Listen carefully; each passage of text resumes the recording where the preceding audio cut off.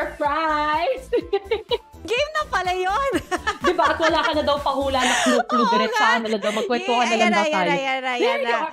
Ako, ang saya. I'm okay. Sa sobrang excitement ko, seeing you on screen and knowing that you are surprised. Because I forgot to tell our listeners and, well, I'm sure the viewers can see, but I forgot to tell our listeners kung sino ang ating surprise guest ngayon. Naman. It's none other than Suzy Entrata Abrera, of course, of Morning Fame. Grabe, sa Tagal. Sa Tagal. Sa Tagal, di ba? How long has it been, Suzy? It's gonna be the 25th year this December. Oh, we will be celebrating the 25th silver. birthday na rin ng UH. Kasi sabay mo ang UH talaga. The year it started, nandun ka na. Yes. Pinanganak ako the year it started. Pero yep, definitely. And the year before that, I joined the previous morning show, which was Mornings at GMA. So parang a few of us nag-crossover kami to when they reformatted it to Unang Hirit. Kasi back in the day, ang morning shows ay actually mas business-oriented yan. English nga yata ang morning show dati. So parang kasi siya, no? Parang it was for people na on their way to work, kasi may mga stock market, ganyan. Absolutely. Up to now, hindi ko alam kung tungkol saan yung stock market. Kaya baka dito ako napunta sa version na to ng morning show. But yeah, that's how it was. Parang when they started out was Tito Mon Esberto. He's the true godfather of morning TV, I think. And he would do the show in one of the buildings in Makati. And it'll just be himself and maybe may isa siyang co-host. And then that's it. They would talk about mostly business as English language siya. And then they did Mornings at GMA and it became a bit English pa din yon. Tapos nung naging Taglish na sila, nag-tap out na yung mga Inglesero kasi hindi na nila kaya. Kailangan namin na nagtatagalog dito. Buta lang, very versatile ka, no? Pwede naman. Either way. Actually, pumawa sa akin si Paolo Bejones kasi he was the one who was in the morning show and he was also leaving to do a different show. So he was looking for a guy and a girl na marunong mag-Tagalog and he got Ryan Agoncillo to replace him, to replace Paolo, and then got me to replace Cher Calvin. Kasi Cher is English talaga siya eh. Phil-am siya eh. So she couldn't do the newscast in Tagalog. So they got me. Sa Mornings at GMA, you had a lifestyle segment? Or no, I was were you doing the news? Yeah, and I was as in the Oh my gosh, ang tagal na natin magkakilala. Ngayon ko lang naisip, ano nga bang ginagawa ni Suzy sa Mornings? What was your segment? Wow, nag-news ka pala. As in, because si Cher Calvin, yun yung kanyang assignment. She was doing the main news. Tito Juan was doing the business news. Tisha Silang was doing the international news. And Paolo was doing the sports news, etc. But also, they would do features and interviews as well. So it was a four-man show na they would do everything. May assignment sila both sa news and sa features. So your assignment was hard news? Yes. Or oh, wow. Until somebody figured out na hindi ito yung girl for this job. Bakit naman hindi? It's just that you had other interests and other likes. My personality is a little more casual, and also because nag-freak out ako dun sa isang news report. I think it was, I could be mistaken, I think it was Maki Fahatin. Tapos he had a video of a raid that happened the night before or during the evening. And so he was annotating it. So we could only see the video of this guy na sinusundan ng mga pulis, pumasok sa isang kwarto, sa isang pinto. Hindi na sumunod doon yung camera. The camera stayed outside. And then or whoever the reporter was annotating this, biglang may gunshot. This is live? Live ba to? Live annotation. So super nataranta ako because of that scene. And I was like, oh, ano yan? Ano nangyayari? Papanik ako. And Tito Mon was behind the camera and he was like going, relax. He was going like that because na-rattle talaga ako. So, they didn't take me out of the job because of that naman. It was just because we reformatted the Unang Hirit. Sakto pala yung pagdating ng reformat. Buti na lang. So, nung dumating yung Unang Hirit, were you still doing hard news or the lifestyle na? No more na. Lifestyle na. Okay. We got sila Martin Andanar. Yan yung newscaster namin before, si Martin. Siya na yung parang nag-hard news sa amin. Tapos Tito Mon also joined us for just a couple of months. And then it was harder na for him because the show became earlier, an hour earlier. So may corporate job si Tito Mon. So he couldn't talagang work masyadong madaling araw until whole day of business. And then Tisha, it was hard for her na because it's purely Tagalog na yung UH. Oh, okay. And So, then si Arnold, si Arnold na. Si Arnold na became the main guy, and then Mickey Ferriols. Miriam Kiamba was also on the show. Oh, so ikaw talaga ang OG. The Medyo. OG morning girl, morning show host, di ba? Correct. And very blessed because, I mean, in our business naman, we know naman shows come and go, di ba? And sometimes even if it's doing well, you kind of wonder, parang okay naman na. But I guess there's just a different flavor that people are looking for. So mawawala na yung show na yan. Pero I guess Unang Hirit, thankfully, has been around for so long. Parang bubble gum din kami. In a sense, in terms of longevity. So how lucky you are kung doon ka napadpad sa show na yan. Kasi like me, I'm still working and so grateful, of course. And it's a very special connection, special bond, I think, that Unang Hirit hosts have with viewers. Yung parang feeling mo talaga na pag-host ng Unang Hirit, yung parang feeling mo magkakilala talaga kayo. Yes. Parang, yes. Diba? I'm sure na experience mo na yung nasa labas ka, nasa mall ka, may tatawag sa'yo, Suzy! Yes. Tapos isipin mo, kaibigan ko ba to? Kilala ko ba talaga to? Tama ka. And then that tone, yung parang like a friend na nakita mo, Uy, Suzy! Minsan kami, Uy, Suzy. Or pag ganyan. Or pag nagre-remote kami sa mga barangay, mga kape silang ganyan, Oy, Suzy, morning. You're part of their morning. And when people say, I mean, you were also, how long were you on UH? Certainly not as long as you. You know what? I think it seemed like it was long, but it actually was short lang din. Siguro mga 2 or 3 years maybe. But mahirap din kasi... Mahirap din. Yes. Kasi nag-feel, actually, that's why nakakabilib sina Ivan, sina Maris, na talagang after the show, diretso ng news duty. It's a full day. They can't take a nap or anything, di ba? Yes, exactly. Hindi ka pwede mag-nap sa Senate hearing or sa Congress hearing. Although I'm sure gusto din nila paminsan, but they can't. But you know, what I always say is, once a part of UH, always a part of UH. Di ba? And evident yan sa mga Christmas party. Correct. Lahat ng kasal, binyag, debut. Yes. Totoo din. And it's nice to see everybody na, I guess, because we don't have similar schedules or the same schedules anymore, yun lang, parang, bira mo nila makikita. But yeah, tama, the affinity is still, same lang. Same as before. And you know, one thing I remember before I started doing Unang Hirit, kasi I was doing the graveyard shift sa news. So yung duty ko was 12 midnight to 8 a.m. So kung wari mga 4 or 5 a.m., nandun na ako sa studio, nakikita ko kayong lahat dumadating. Tapos parang feeling ko lagi, bakit ang saya-saya nila? Aga-aga, ang saya-saya na nila. Oo nga, no?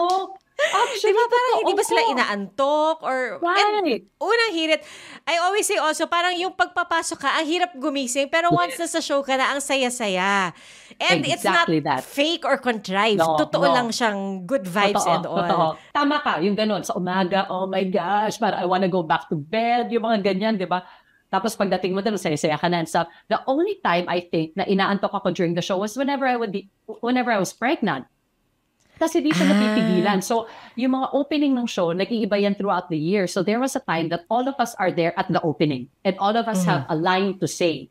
Marami. Kunwari, 7 tayo, 8. Diba? So, take turns. So, si Arnold, susunod si ganyan, si Ate Sue, whoever. When I was waiting for my turn one time, as in, pumikit talaga sa opening, Tapos, sa set.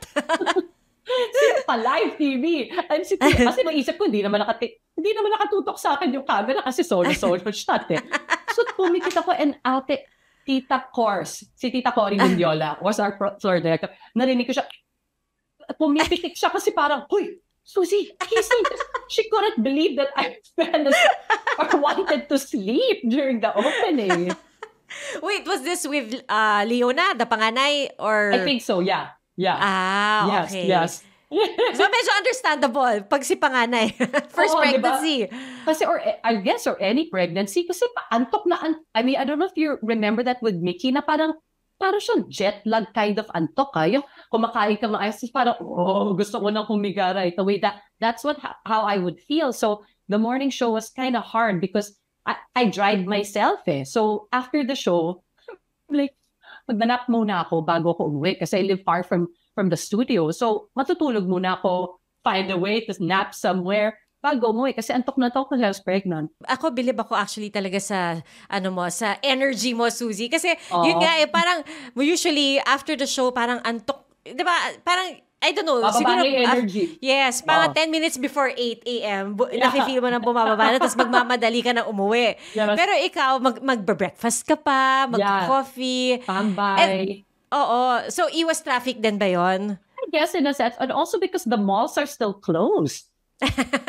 Kasi yun talaga ang pupuntahan mo after the show. Oo, kasi doon ako either mag-grocery o mag-workout. It's usually in a mall. And the malls open at 10. Yung iba nga 11 eh. So pagkatapos ng show, wala talaga ako mapuntahan pa.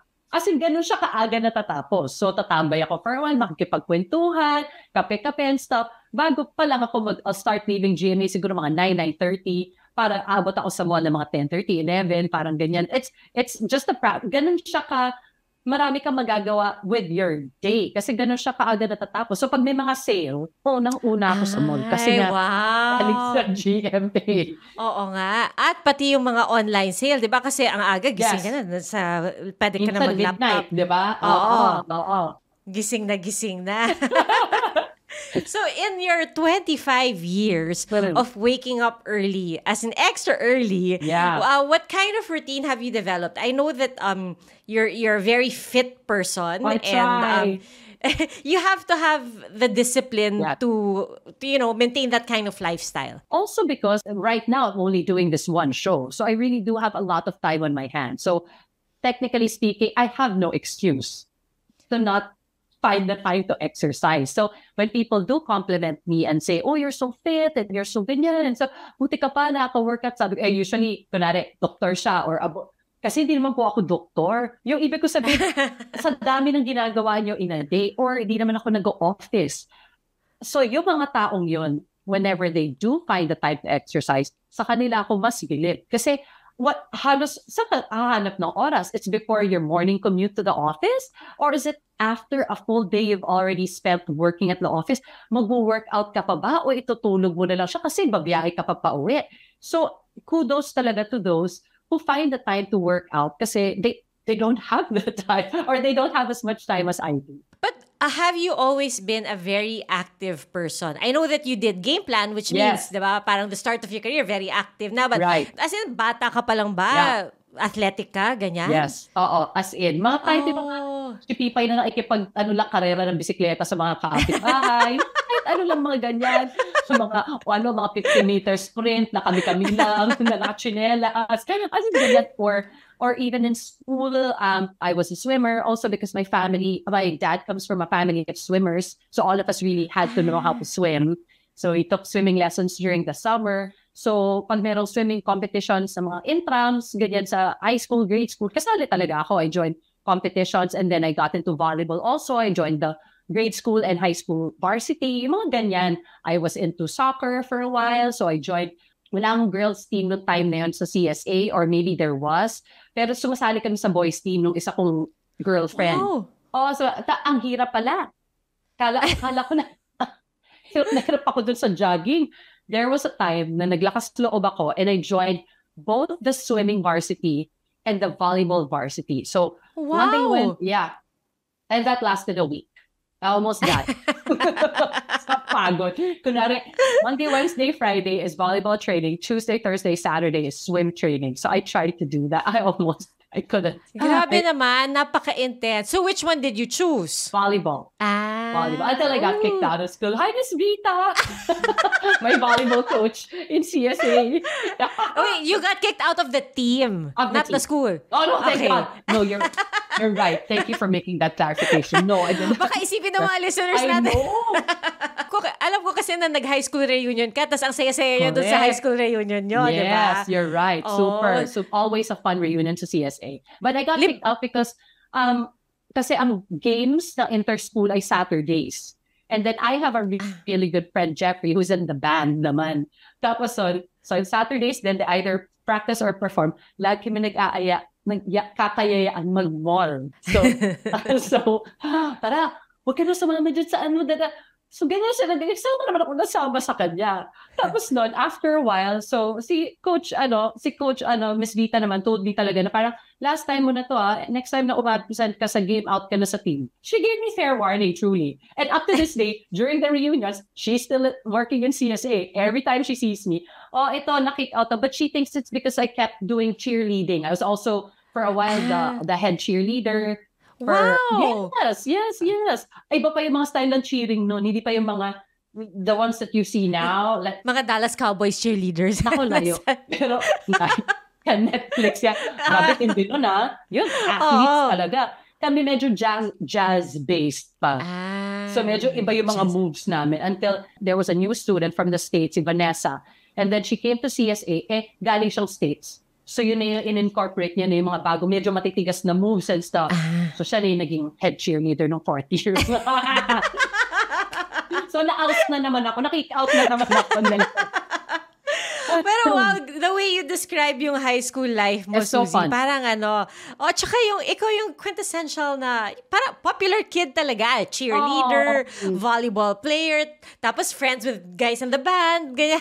Yung ano. And I remember, diba, weren't you prom queen or Miss CSA? Miss CSA, binibining CSA. Diba? Binibining CSA. Grabe, Suzy, ikaw na. Nagulat din nga ako. Ako ito talaga nanalo. Talaga ba?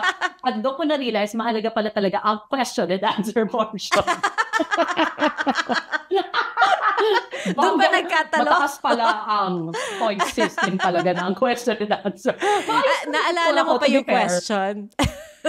Naalala mo pa ba? Wow, that's a good question. Oh my. Pero, the CSA kasi, binibining CSA is put together by the Adeodatos Foundation. And the Adeodatos Foundation supports scholars. But the scholars that we have are, I can't remember if they were high school scholars or college scholars. So ang sinabi ko lang is something parang how do you think we can something improve the program of the Adeodatos Foundation? Parang ganyan. And I said something like parang to be able to start them younger. Like kunwari to include them in grade school education pa lang in CSA up to high school, preparing them even more for college. Parang anyway, nandiyan na rin naman yung school, di ba? So parang kumbaga just parang get them started earlier para incorporate more scholars from the very beginning. Parang ganyan. Good answer. Kaya ka pala nanalo ng binibining CSA. Diba? Kasi ako na gumagawa ng sarili kong stuff. Like, sportswear, high ponytail, ganyan. Evening gown, lugay-lugay, hairspray. Patingin naman ng picture, Suzy. Sendan mo naman kami ng picture. Meron pa ba? Wala kasi sa YouTube I'm sure yun. Meron. I'm sure nahanap ko yan, pinicturean ko yan, and put it in my album, my throwback album. I'm gonna send it over. I only have one picture, I think. So, yeah. For my just for my curiosity. Absolutely. I had very long hair. I wore my hair very long for quite a while until I started working sa morning sa GMA because Neil Gumban didn't like my long hair. So I had to... Sige, shoulder length. Parang ganyan, shorter. Kasi si Tesha already had long hair. Siguro he didn't probably want na parang na lang kayo mahaba na hair. So I eventually cut my hair. But for the longest time, I wore it very long. As in, when you say it was very long, long. As in, aabot ng hanggang kalahating bra line. Ay, wow! Sa bra line, mahaba talaga. Mahaba talaga. As in, literal haba ng hairball girl. As in, haba ng hair. Was it always your dream, your goal to be on TV, to be a part of the broadcast industry? Yeah, I think so. Kasi I was always the MC sa school. Parang, Hindi ako nagugulat. Diba? Tsaka yung nag-volunteer kapal na mukha. I would join when I was in grade school. I remember my parents always being there for me, syempre. Declamation contests, English or Tagalog, I would join. And then there's this one girl, her name is Judith. Ang dami ko namang minention dito sa podcast na to. She's so good. She was so good. Super, super galing. Basta sumali din siya, second place lang ako. Kasi first time mo mag-second place? Hindi, lagi ako second place. Basta kasali. Buti na lang one time, nagkasakit yata siya, umabsent siya. Nanalo tuloy ako. Thankfully, umabsent siya mag-day na, but she was that good. And eventually, she moved schools. And then she came back to the school because she became part of the debate team. Kasi magaling siya talaga magsalita eh. Kaya nga siya sumasali, kaya din siya nananalo. But yun, I guess ever since, matatas ako magsalita. Tapos I can do both English and Tagalog. I grew up Tagalog. We didn't speak English at home really. But we knew how to speak English, pero Tagalog talaga kami sa house. But when I was doing Game Plan, it was an English show. So, super English ako nun. So kaya tuloy mga tao parang, marunong ka ba mag-Tagalog? Oh my gosh! Tagal ko na nagpapanggap. Tagalog talaga kasi ako. Pagpapanggap pala yun. Oh my gosh, hirap na ako, guys.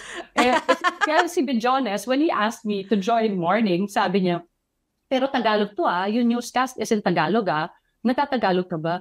Dude, Tagalog ako. Tapos sabi niya, pero ba't sa game plan English? English nga yung format ng game plan. Siyempre, English ako magsalita, no? So, but because before, I would do both shows, the morning show, which was in Tagalog, Morning sa GMA, which was in Tagalog, and game plan that was in English. Yung Tom ko, praktisado siya sa both. So, I can just switch easily kasi mag-morning show, tapos mag-taping kami sa game plan. Tagalog sa umaga, English sa hapon. But after a while, kasi puro Tagalog na ako because Tagalog yung show pa yan Paminsan may times na nag-English ako na bakit naman parang hirap na hirap ako? Marunong naman ako mag-English. Parang it's almost like a muscle that if you don't practice it often, dito, give up na ako. Di ko na i-English ito mga anak ko tsaka asawa ko ng mga English. Tagalog na rin ako dito sa bahay. Bahala kayo. Kaya hindi ko siya na-practice masyado. Matanda na sila, maintindihan ka rin nila. Oo, tsaka dapat intindihin nila ako dahil pag nasa labas sila, hindi nila maintindihan mga kumakausap sila. Because maganda rin kasi it was too late when we realized that. Si Paolo kasi is English household siya talaga nang galing. So, English siya talaga magsalita. Tapos, kaya nung QTV yan dati, English yung show nila ni Maris, tapos ginawa Tagalog. Di ba yung QTV? Kasi nag-switch siya for a while In the beginning, it was it should be a different channel from GMA. So, to make it different was more English.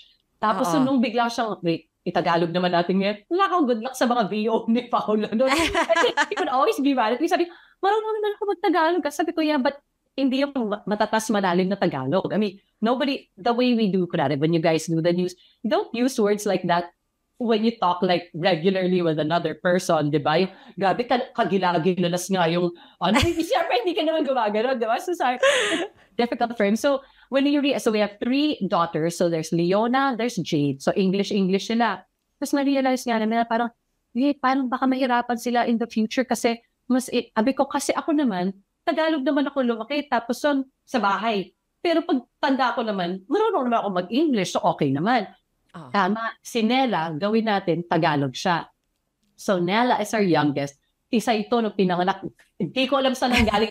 Yung mga genes na recessive genes yan, ni Pablo.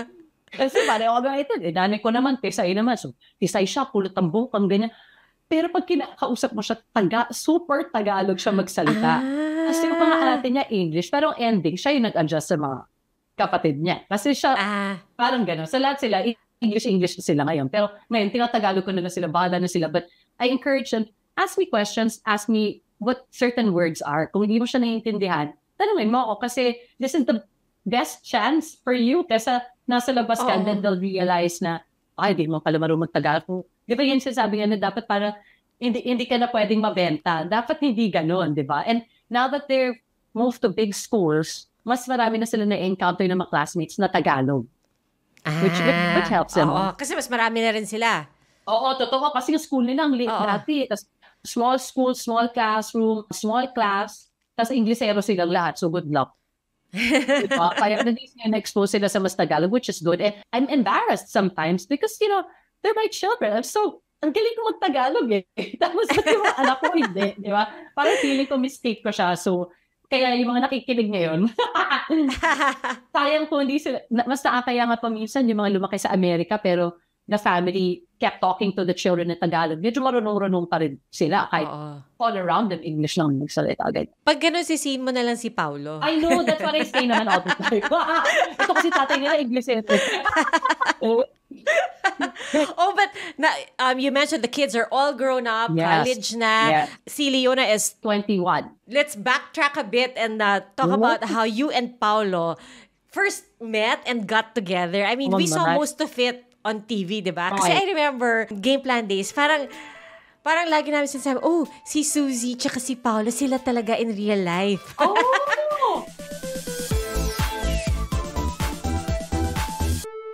Stay updated with Nelson Canlas.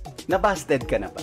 No? Oh, ako with confidence, ha? The online source for anything showbiz. Teka muna, Ray, ha? Meron akong sorpresa sa'yo. Hello? Oh, ay! The latest celebrity news. Bago pa kumalat para sa ating mga updaters. 7 months mo kinimkim ito. Bakit ngayon mo lang nailabas? Aga kong biyak. Pakitanong po kung ano yung reason ng breakup ni Carla. Wow, talagang diretso ha. Ipagpatuloy mo yung prinsipyo na sa gagawin mo. Huwag kang manakit. Be fair and be grateful. Updated with Nelson Canlas.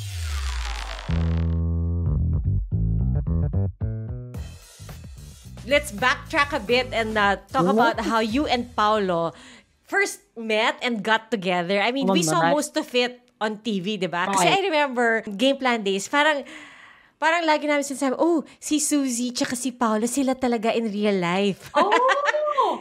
Tama ba? Game plan pa lang kayo na. Pero we never showed that. Kaya yung mga tao, they would always just sort of surmise, except if they knew that we were dating, di ba? Pero yung viewer lang, parang, sila ba? Pero parang hindi naman sila nag-act like they're together. So parang, so when we finally got married, some people are like, sabi ko na nga ba sila mga ganyan. Because there was another sports show before, mag-boyfriend yung nag-host noon. Sila, they really, kumbaga, showed their relationship on cam as a couple, as a sporty couple. Pero kami, hindi. So parang people are always just like, are they together or not? So eventually, we had our wedding and it was featured on Game Plan. Ba't ko kaya nalaman na kayo na baka siguro may nagchismis sa akin or baka. But you're so much younger. Did you used to watch our show? Yes, when I was in college. I was in college, yes. Kasi how old were you when you started doing Game Plan? I was also in college. Last year of college. So tama. 96. And then I graduated in 97. And then we did the show together until 2001 when we got married. Tama. So I was watching it in college kasi pumasok ako ng college 96. So my later years in college. Paalis na ako nun Okay lang yan. Lahat ng ibang nakikinig sa atin, 96 na sa college na siya. Pabata react na lang. Did you leave the show kasi nag-asawa na kayo? Yes, in that sense. Na parang, actually the truth is, when you work for Pro, parang nobody wants to leave, I think. Parang it's such a family setting. We all work together as a team. Parang nag-aalalayan talaga yung mga tao. You get the best training there. So it was really hard for us to leave. I got so upset the night that we were shooting the last episode and we were going to turn over to the new batch of hosts, which are Sina Revilson, Trisha, Akiko, and Carlo Ledesma. And we shot out of town and syempre we had a few drinks and more than a few drinks. And I was so, I was crying and crying and it was so hard to let go, honestly. But we also knew na parang give chance to others na. It's time for us to mature na and, do other things. And Sabagay, so you did the show 96 to 2001, 5 years? Actually, yung 96 to 97, ang kasama ko niyan, si Paolo Bejones at si Mon Castro. So we were second batch. And then Paolo and I were the third batch and we did that for 4 years. Yan, tama kaya siya biglang hanggang 2001. And then fourth batch in a Revilson, then fifth batch. Then we had a fifth batch. Tapos, that's dami na rin ng Game Plan actually. So you met Paolo talaga on the show or you knew him na even before then? I met him on the show, but I was the new batch with Paolo and Mon, but he was always hanging out in the Probe office kasi barkada niya yung mga producers. So kahit hindi na siya nag-host ng show, nandoon siya lagi sa office. So pag nagtitaping kami, nagsushoot kami, nandun siya paminsan. Super, super crush ko siya. Grabe. Kasi parang, nag-deodorant ba ako today? Bakit parang pinapawisan ang ganong crush, ganong level? Super, super crush. Were you able to talk to him? Kasi di ba minsan pag sobrang crush mo, hindi mo kayang kausapin? Correct. Hindi masyado. Hey, Pao. Para pastig na ako din. Hey, Pao, what's up? Ganyan. Tapos nag-shoot kami sa Subic. Kasi yung crush na rin naman niya ako pala. Nag-shoot kami. I know, right? I couldn't believe it. Really, he was really my dream guy. So, truth is, kasi I remember telling Anna Rod, hi Anna, dami ko na talaga binanggit dito. Wow. Ang kilala mo si Anna Rod, nag-GMA din yun for a while eh. Yes, of course. Naging EP ko rin si Anna Rod. Oh, really? For what show? Archangel, for a few episodes. Oh. Yes. So si Anna was the one who brought me into Game Plan. Because she was already, she's a higher batch from me. Siguro mga 2 batches siguro. Tapos so, nag-game plan na siya noon. Tapos yung boyfriend niya became the sub-teacher sa school kasi nagwawarang do ko, which is a Korean martial arts. Kasama ko yung mga barkada ko na guys. So nagwawarang do ko, nag-guest teacher yung boyfriend niya din. Tapos si Anna, madaldal si Anna, di ba? Parang ako lang. So super daldal kami, super daldal. Tapos sabi ko, so what do you do now? Tapos sabi niya, I'm a producer for Game Plan. Do you know it? Sabi ko, yes! I do know Game Plan. Tapos biniro ko lang siya, baka kailangan niya ng bagong host dyan.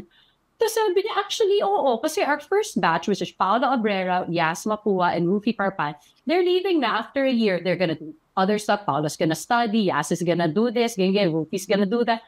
Baka you want to audition? And that's it. I auditioned because of that. And I got accepted. Pero, so wala na sina Paolo A sa Game Plan. Pero pupunta siya sa office and that's how I met him. And then I told Anna one time when we were shooting, I think in Iloilo, I remember na said, Anna, I have to tell you something. Sabi what? I have to take this crush on Paolo Abrera. And she said, sabi lang na sa akin, join the club. Join the club. So lahat tayo may crush sa kanya. Paano ba ito? Ganon karami, no? Paulonatics. Oo. Kasi naman, So, wow, ang sikip magdamit, nagmomotor, tangkad, pogi. tas, yun yung mga commercial days ni Paulo. Yeah, Sabado nights. Ay, oo nga. Nag-artista rin siya for a while. Oo nga, no, may pelikula siya. I remember may movie siya. So Video paano kayo romance. naging Together. close? How did you start getting close? Parang during that time that I was hosting Game Plan with the new batch, tapos yun, tatambay-tambay, tapos we'd go out drinking, kung ginagawa ng mga pamataan. Go out drinking, tapos medyo kwento-kwentuhan and stuff. And then, there was a time that we found ourselves na parang kaming dalawa na lang. So, nagkukwentuhan hanggang sa, you know, yun na, nagkaamin na kami. Kidding moment. On a Sabado night. It was, in fact, on a Sabado night. Ang cute naman. Paano? Ay, alam mo, parang ikaw na-imagine kitang umaamin kay Pao. Pero si Pao, parang, diba? Kasi diba, sobrang siya, parang Super. very serious lagi. Sobra. Yes. As in, magkaiba kami ng personality. Kaya nung sinabi din niya, I can't even remember exactly the words. Syempre English. Pero, parang sinabi din naman niya na gusto naman niya ako. So, yeah, we started going out together. And it was such a big, hindi naman siya naging drama sa office. Pero when we announced it, parang yung mga tao, what's going on? And then Juan Castro got upset because he's like, ew, you're like brother and sister. As in, ganyan yung, kasi nga parang family kami, di ba? So parang, that's so gross. As in, ganyan. So, but after a while, okay na. And then how long were you boyfriend, girlfriend before you guys got married? I think 4 years or 5 years. We were saving up for our wedding. And it was a simple wedding. We couldn't invite everybody only because we couldn't afford it. So, it was tough because I would go to work because may mga people from the morning show that I didn't invite because it was such a simple wedding. It was almost like a DIY wedding. Si Eva or Celia ang aming biglang floor director dun sa church. At gumawa siya sa sarili niyang paraan. Hindi ko na nakita, may walkie-talkie siya. Siya naghanap na sarili niya walkie-talkie. Hindi ko alam sino yung kausap niya para ma-coordinate yung wedding namin. It was really such a DIY wedding. It was so funny and it was so real. I loved it so much. It was so simple. How nice. This year is your 23rd, 2024, 23rd. So we've got 2 more years till our silver. Wow! Imagine that. But you know what? The cutest part is, even if it's been more than 20 years, ang sweet-sweet nyo pa rin sa isa't isa. Parang bagong kasal lang din. There are days na parang, pero sa sweet pa rin tayo.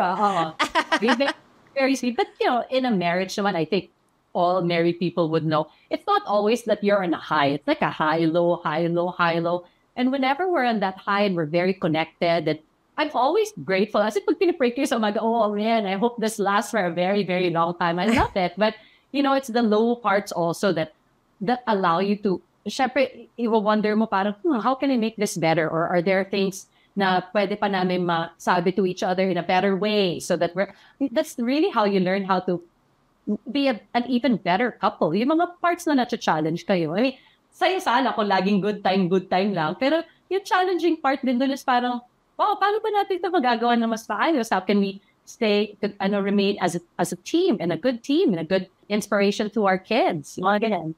Alam mo, parang when I look at the two of you of Paolo, parang kayo yung original na nonchalant and OA in a good way, ha? Nakakatawa yung nonchalant na yan. Inabuso din namin yung word na yan sa morning show kami nila Ivan. Huwag kang masyadong chalant. Dapat nonchalant ka lang. O, yung mga tawag mo yan, masyadong chalant. Chalant na to, chalant. Chalant tayo. Dapat nonchalant. Yung sakto lang. Oo, yan. Pero true. But I think si Pao, di ba, parang he warms up to people eh. Oh, yeah. And then once he does, talagang, ayan, hindi na siya nonchalant, chalant na rin siya. Chalant na rin siya. Lalo na pag he's in the company of the guys he really likes a lot, like sina Drew, Arellano, those guys he goes biking with. Some of them have become very good friends and he can really, pero kasi malalim siya na tao din si Pao. Tapos mahilig siya mag-usap about life. Tapos pag sila hindi niyo kasama, syempre may mga kalokohan din sila na patawa-patawa sila. And I like seeing that because nga, generally, Paolo's a bit serious. So, when I see na nagkikengkoy sila ni Drew, natutuwa. But so now, Suzy, syempre in the 20 plus years that you've been together, you've seen also how Pao has evolved. Yeah. Syempre, first you knew him as, a friend, and then your boyfriend, and then your husband, and then now also as a father. How would you describe him as a dad, as a parent? Oh, he's so devoted. Super. As in, siya ang nagturo sa lahat ng 3 girls namin how to drive. Wow. As in, hindi kami nag-driving school. Siya ang nagtuturo. Wow. As in, can you imagine the patience? Oo nga, hindi siya nagagalit or yung napapasigaw. I mean, at saka hindi siya natataranta. Diba? Kasi nga ganyan siya. Kasi even as you remember him, nonchalant. Dapat picture ni Paolo lagay sa nonchalant lang siya. Pero it doesn't mean that deep inside, hindi siya natataranta. Pero yung outward, projection niya, chill lang siya. Okay, you just stop. Yes, look first. Ganyan siya. Pero pag umuwi dito, malaya ko, kamusta? May malamig na tubig ba? Kasi yung deep inside natuyuan din siya nalalamunan. Pero hindi siya reactive, expressive in that sense, which is what you mean if somebody's teaching you how to drive. Hindi yung natataranta ka na, tapos tatarantahin ka pa, di ba? Kaya generally, you don't want your parent to teach you kasi nga because they'll be so scared, di ba? So, he's very devoted to the girls. Sasamahan niya. So, siya pa mangungulit doon sa group chat. Girls, you haven't driven in a long while. Let's go driving. Yung mga girls, okay, there's this pop-up. Ewan ko ano ba yung nauso yung mga pop-up na matinda-tindahan sa kung saan. Sa atin, yung tiyangge lang yun. Tiyangge! Tiyangge!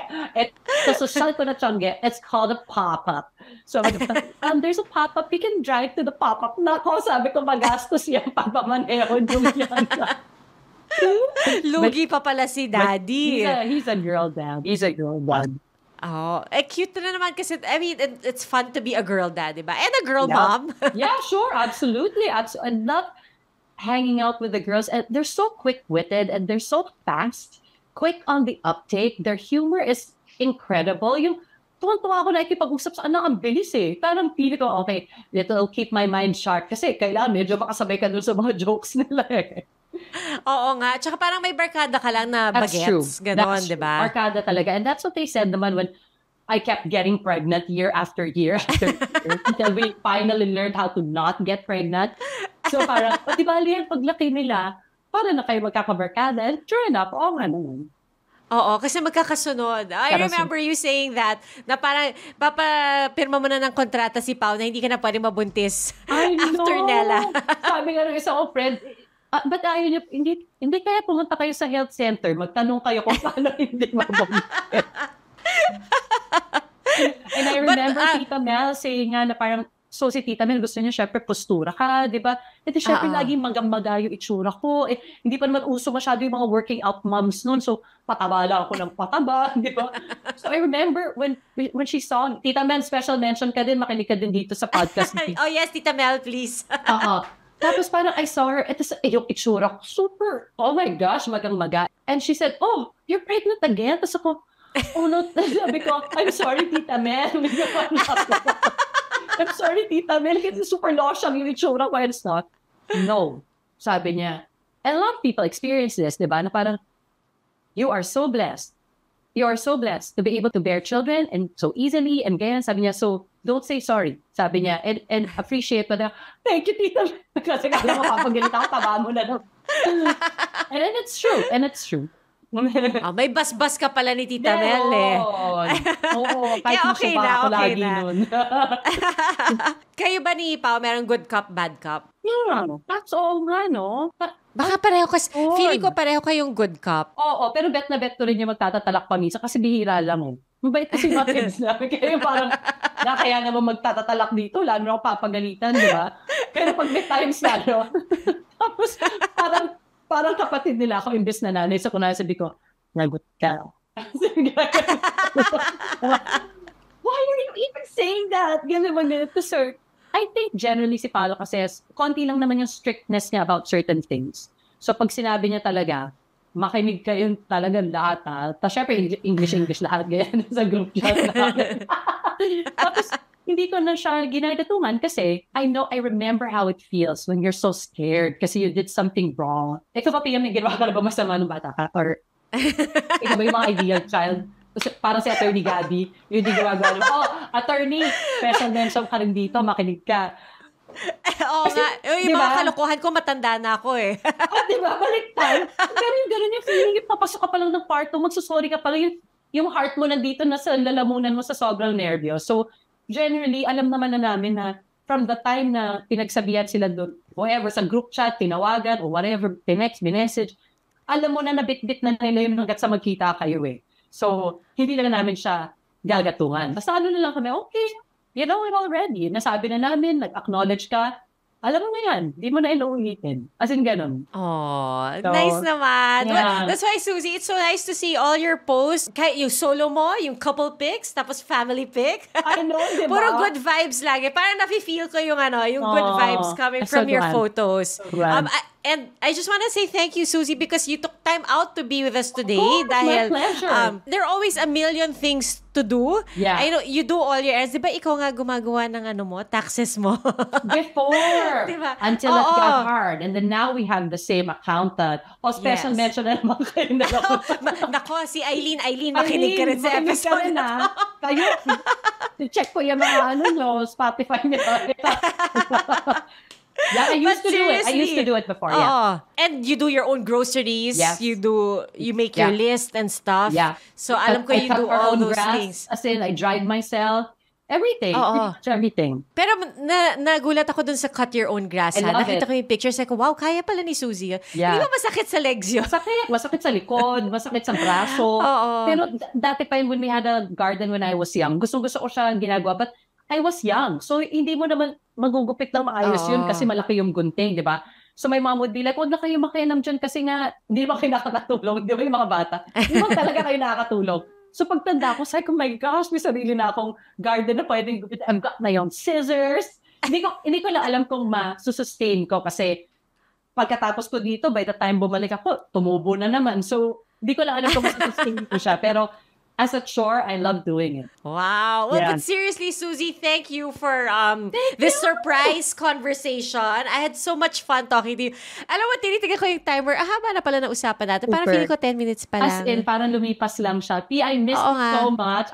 I miss seeing you sa corridor, tapos magkakagulatan na tayo. So, as in, mga ganyan, tapos super chika-chika. Oh, but Susie, before we let you go, may game kami for you. It's a Okay. surprise game. Alright. At dahil surprise siya, babasahin ko muna yung mechanics niya. Okay. Okay, ang title nito, ang witty naman ng title. Okay, ang title nito, My Entry, as in, entrata. Gano. My entry or no entry. So, in other words, given a chance, sasagutin mo lang kung game ka ba or hindi. Or hindi. Okay. Pero it's my entry or no, No entry. Okay. Okay, first, mukbang exotic food challenge. No entry. Hindi ka kahit taste lang na exotic food. Bihira. Kahit hindi Bihira. mukbang, taste lang. Bihira. Okay. Bihira. Oo. Never, as in, Even for a shoot, wala ka Had nang to do natikman. that per game plan. So, sawa, bayawak, yung mga The ganyan. usual. Yeah, stuff like that. So, when I didn't have to do it anymore, as in parang ako, thank God. Yeah, I don't enjoy it, yung mga challenges na ganyan. Kaya pag nanonood ako ng mga Survivor, no way. Kaya pala hindi ako sumali dito sa show na to. As in, yeah. Okay. Munti ka na ba sumali noon? They were asking me before, pero I was always either pregnant or breastfeeding. So sinasabi ko, pero I need to stop every 3 hours to pump my milk. Is that okay? Eh sabi nila, hindi. Yes, I'm out. Perfect excuse sorry, pala. extra challenge pala yan. Sorry, extra challenge pala yan. Okay. Yeah. Well, perfect excuse. Yes. How about TikTokerist? Nako. If Parang papasukin mo ang TikTok, ay kaya mo. Nagti-TikTok ka ba? Meron akong account only because my friend from UH said, mag-open ka na. Okay. Pero parang hindi ako masyadong dyan eh. Nagpo-post. Parang pagod na ako sa IG tsaka sa FB. Busy na ako. Oo nga, actually. Diba? Oo, enough Hindi ka posting hardly na yon. Oo. How about your having an advocacy? Ano ba yung isa? Yes, entry. And my entry. May entry. Napaisip ako. Kalimutan na. My entry. Pwede, yes. Meron ka na bang existing mga advocacies? I support organizations. Pero yung special sa akin is Waves for Water. Kasi very basic yan eh, tubig. Ang dami pa lugar sa Pilipinas walang tubig. So if I had time, that would be something that I'd like to pivot more active with. How about fitness journey? We don't answer to this. Entry, syempre. For life na yan. This one, I have to ask you pala. Hindi ko na natanong kanina because I'm sure so many of our listeners want to know what your fitness journey or fitness routine is. I've been doing Bar 3 classes, which is yung original identification niya, it's a combination of Pilates, yoga, and ballet. So the bar means the ballet bar. So we use that for resistance, etc. You've never tried it ba? Kumakanad ako. Alam mo, kasi yun ang ginagawa mo. So, sinubukan ko. I tried also with Lynn. Kaya lang. Kailangan makinig ni Lynn. Lynn, I tried with Lynn. Dito. Pero, hirap na hirap ako. Kasi yung the shakes, di ba? You really get the shakes. Hindi ko kaya. Super. And what I love about it is that after 14 years, I think, of doing Bar 3, hirap pa rin ako sa kanya. So, parang, can you imagine going to a workout na parang, hirap na hirap pa rin ako sa kanya. So, parang feeling ko I'm constantly challenged. So, I do that. I do that. Siguro, I try to do Bar 3 maybe 3 times a week. And then I'm adding a bit more cardio. So, I'm starting to run again. Because running is nice. When you run outside, ang sarap. Bibilang ako ng mga pusang ligaw doon sa kalye. Mga ganyan. I get to smell fresh air, see the trees and stuff. So, that's what I do. So, I try to do cardio. I try to do Bar 3, which is a combination of a lot of things. Weights din naman yan pero low weights, at saka more walking, because I think as we've seen online more and more of, nakita nila na napaka-important ng walking, especially after meals. Kaya di ba pag nagpupunta tayo ng abroad, sa Japan, sa Korea, whatever, bakit kain ka ng kain, tapos pag uwi mo, mas pumayat ka pa? Kasi lakad lang naman kayo ng lakad. You don't stay at the restaurant the whole day, like chikaan. You walk again, and kaya ngayon we have a small treadmill. So me and our kids, take turns kami dyan. Kung after a while, may maglalakad 20 minutes. And when you're on your phone anyway, hindi mo nga alam 20 minutes. Oo nga. Yeah, so that's Pwede ka naman noon ng TV. Yeah, absolutely. Pero definitely, if you can't run yet, if you're worried about your knees, just walking, really. Oo nga, no? Like, pag tinatamad ka, kasi ako minsan tamad ako na tumakbo sa treadmill kasi parang kapagod. But if you just walk, it doesn't feel as tired, but you're still burning anyway. Absolutely. And you can get work done also. Remember when we ran in UP together before P, that one time? May mga fitness journey din kami ni Pia, hindi nga lang na Oo nga, no? Siguro, nakailang ikot ba tayo? Parang nakadalawa din yata tayo nun. Not bad. Not bad. Dapat maulit. And I remember, kasi yung mga fun run, parang nag-MC ata tayo, hindi tayo actually nakatakbo, no? Oo, something like that. Oo. Pero nice, if you can run, di ba? Ang saya ng top, lalo na when you can run outdoors. Yes. Kaya ang dami nang na-inspire actually ni Suzy to become fit, di ba? Yeah. Si Camille, I interviewed her before. Camille Prats. Yes. And she said, ikaw ang nag-inspire sa kanya. Ngayon naman siya na inspiration ko kasi mas payat na siya sa akin. Parang pareho lang kayo.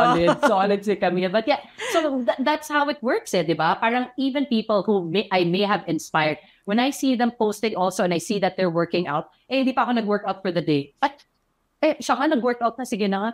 So we inspire each other. Parang ganun. Okay, and how about this one? Last. Ano nga ba ulit? May entry? May entry or no entry? Extra challenge. Are you up for challenges? Honestly, no entry na. We used to do that so much in game plan before. I'm so scared for my life. So, I mean, depends on the challenge. I don't want to jump off any building. I don't want to do all those high elements when you're traversing a rope. Ayoko talaga. Pero I guess other challenges, sure, why not? Parang if it's within reason. Ang mga sing in front of 10,000 people. Yun, pwede yun, di ba? Ganyan, oo. Why I not? challenge myself. Gusto pala. Ayan. Tapos next is end of game. End of game na. End of game. Suzy, thank you so Wow. much. That was Thank you so quick. much again. I love Yeah, talking super to you. fun. Thank you. And baka you wanna invite those who are listening and those who are watching, because we are also on Spotify video, to catch you on TV and find you on social media. That's right. Hi, everybody. Thank you so much for catching our show. And of course, especially those na special mention ko. So, panoorin po ito.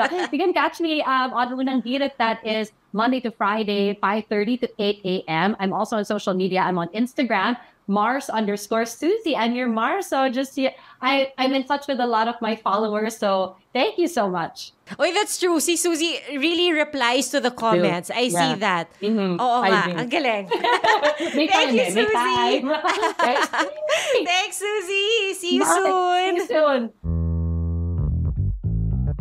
This surprise was planned by the team of Ronald Ramido and Aubrey De Los Reyes, edited by Shirley Paghiligan with the amazing people of GMA Integrated News. Don't forget to like and subscribe. Till the next surprise.